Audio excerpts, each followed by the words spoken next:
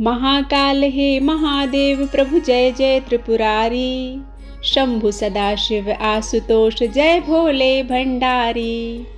हर हर महादेव, जय भोलेनाथ। स्वागत है आप सभी का आपके अपने YouTube चैनल उपासना की उपासना में। आज के वीडियो में आप सुनेंगे श्रावण मास महात्म के 18वें अध्याय की कथा। 18वें अध्याय में आशा दशमी व्रत का विधान बताया गया है। सनत कुमार बोले, हे भगवान, हे पार्वती नाथ, हे भक्तों पर अनुग्रह करने वाले, हे दया सागर, अब आप दशमी तिथि का महात्म्य बताइए। भगवान शिव बोले, हे सनत कुमार, श्रावण मास में शुक्ल पक्ष की दशमी तिथि से यह व्रत आरंभ करें। पुनः प्रत्येक महीने में शुक्ल पक्ष की दशमी तिथि को यह व्रत करें। इस प्रकार 12 महीने में इस उत्तम व्रत को करने के बाद श्रावण मास में शुक्ल पक्ष की दशमी तिथि पर इसका उद्यापन करें। राज्य की इच्छा रखने वाले राजपुत्र, उत्तम कृषि के लिए कृषक, व्यवसाय के लिए वैश्यपुत्र, पुत्र की प्राप्ति के लिए गर्भिणी स्त्री, धर्म अर्थ काम की सिद्धि के लिए सामान्य जन, श्रेष्ठ वर की अभिलाषा रखने वाली कन्या, यज्ञ करने की कामना वाले ब्राह्मण श्रेष्ठ, आरोग्य के लिए रोगी और दीर्घकालिक पति के परदेश रहने पर उसके आने के लिए पत्नी, इन सब को तथा इसके अतिरिक्त अन्य लोगों को भी इस दशमी का व्रत करना चाहिए। जिस जिस कारण से मनुष्यों को कष्ट है, उन कष्टों से निवारण के लिए उस मनुष्य को यह व्रत करना चाहिए। श्रावण में शुक्ल पक्ष की दशमी के दिन स्नान करके देवता का विधिवत पूजन कर घर के आंगन में 10 दिशाओं में पुष्प पल्लव चंदन से अथवा जौ के आटे से अधिदेवता की शस्त्र वाहन युक्त स्त्री रूपा शक्तियों का अंकलन करके नक्त वेला में 10 दिशाओं में उनकी पूजा करनी चाहिए। घृत मिश्रित नैवेद्य अर्पित करके उन्हें पृथक पृथक दीपक प्रदान करना चाहिए। उस समय जो फल उपलब्ध हो वह भी चढ़ाने चाहिए।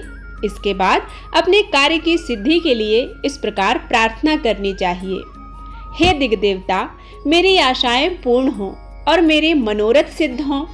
आप लोगों की कृपा से सदा कल्याण हो। इस प्रकार विधिवत पूजन करके ब्राह्मण को दक्षिणा देनी चाहिए।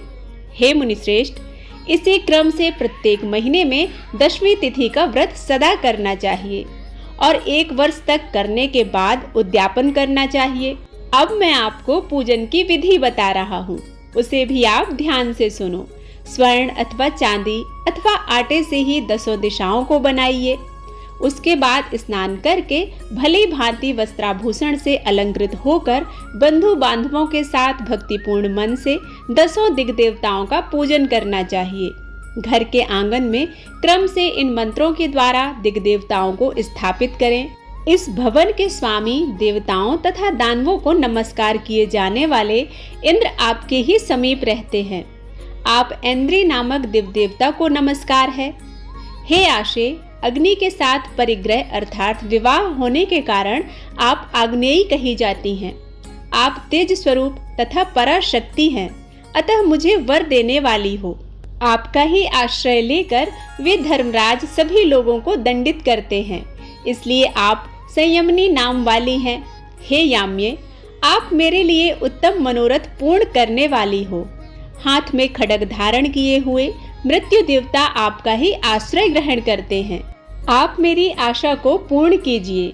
हे वारुणी, समस्त भुवनों के आधार तथा जल जीवों के स्वामी वरुण देव आप में निवास करते हैं, अतः मेरे कार्य तथा धर्म को पूर्ण करने के लिए आप तत्पर हों। आप जगत के आदि स्वरूप वायु देव के साथ अधिष्ठित हैं, इसलिए आप वायव्या हैं।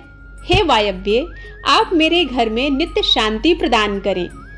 आप धन के स्वामी कुबेर के साथ अधिष्ठित हैं, अतः आप इस लोक में उत्तरा नाम से विख्यात हैं। हमें शीघ्र ही मनोरथ प्रदान करके आप निरुत्तर हों। हे ऐशानी, आप जगत के स्वामी शंभु के साथ सुशोभित होती हैं। हे शुभे, हे देवी, मेरी अभिलाषाओं को पूर्ण कीजिए। आपको नमस्कार है, आपको बारंबार नमस्कार है। आप समस्त लोकों के ऊपर अधिष्ठित हैं, सदा कल्याण करने वाली हैं और सनक आदि मुनियों से घिरी रहती हैं। आप सदा मेरी रक्षा करें, सभी नक्षत्र, ग्रह, तारागण तथा जो नक्षत्र माताएं हैं और जो भूत प्रेत तथा विघ्न हरने वाले विनायक हैं, उनकी मैंने भक्ति युक्त मन से भक्ति पूर्वक पूजा की है। वे सब मेरे अभीष्ट की सिद्धि के लिए सदा तत्पर हों। नीचे के लोकों में आप सर्पों तथा नेवलों के द्वारा सेवित हैं, अतः नाग पत्नियों सहित आप मेरे ऊपर प्रसन्न हों। इन मंत्रों के द्वारा पुष्प, धूप आदि से पूजन करके वस्त्र, अलंकार तथा फल निवेदित करना चाहिए। इसके बाद वाद्य ध्वनि, गीत, नृत्य आदि मंगल कृत्यों और नाचती हुई श्रेष्ठ स्त्रियों से सहित जागरण करके रात्रि व्यतीत करना चाहिए। कुमकुम, अक्षत, तांबूल, दान मान आदि के द्वारा भक्तिपूर्ण मन से उस रात्रि को सुख पूर्वक व्यतीत करके प्रातः काल प्रतिमाओं की पूजा करके ब्राह्मणों को दान कर देनी चाहिए। इस विधि से व्रत को करके क्षमा प्रार्थना तथा प्रणाम करके मित्रों तथा प्रिय बंधुओं को अपने साथ भोजन कराना चाहिए।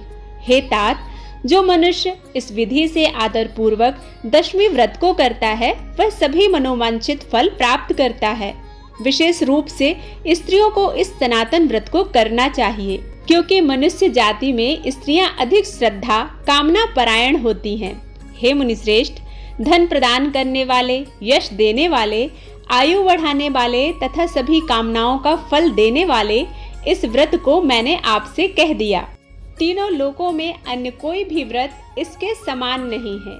हे ब्रह्मपुत्रों में श्रेष्ठ, वांछित फल की कामना करने वाले जो मनुष्य दशमी तिथि को दसों दिशाओं की सदा पूजा करते हैं, उनके हृदय में स्थित सभी बड़ी बड़ी मनोकामनाएं शीघ्र पूर्ण होती हैं और दसों दिशाएं उसको फलीभूत करती हैं। इसमें अधिक कहने से क्या प्रयोजन है। हे सनत कुमार, यह व्रत मोक्षदायक है, इसमें संदेह नहीं करना चाहिए। इस व्रत के समान न कोई व्रत है और न होगा। इस प्रकार श्री स्कंद पुराण के अंतर्गत ईश्वर सनत कुमार संवाद में श्रावण मास महात्म्य आशा दशमी व्रत कथन नामक 18वां अध्याय पूर्ण होता है। उम्मीद करती हूँ यह वीडियो आप सभी को पसंद आया होगा। यदि पसंद आता है तो प्लीज लाइक जरूर कीजिएगा। चैनल पर पहली बार आए हैं तो इसे सब्सक्राइब करना बिल्कुल मत भूलिएगा। और हाँ, बेल बटन जरूर प्रेस कीजिएगा ताकि नए वीडियोस आप तक पहुंच सके। मिलते हैं एक नई कथा के साथ, तब तक के लिए ओम नमः शिवाय।